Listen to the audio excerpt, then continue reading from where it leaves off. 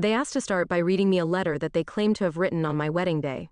It said that they were uncomfortable with me marrying my former boss as they thought he took advantage of me, so they left between the wedding and reception to avoid a scene. But they wanted me to know they were here for me despite their issues with him. They added that they would have sent this to me the morning after my wedding, but then I sent my email about them needing to respect my choices, and they were so ashamed they couldn't bring themselves to send theirs. Seeing my anniversary post made them realize how much they've missed in 5 years, and they really don't want to miss any more. I had some questions, like what the big deal was with me marrying my former boss, and they said that it just wasn't what they had in mind for my wedding day and my future spouse. I asked why they even came to the wedding at all if they didn't support the marriage, and my dad responded that he wanted to walk his daughter down the aisle as it was the only chance he'd get.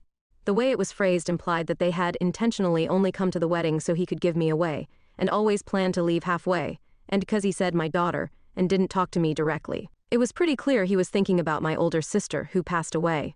My husband caught that too, and said that if they were talking about me, they should address me directly, then added that if they had planned to leave they should have told us as we wouldn't have invited them.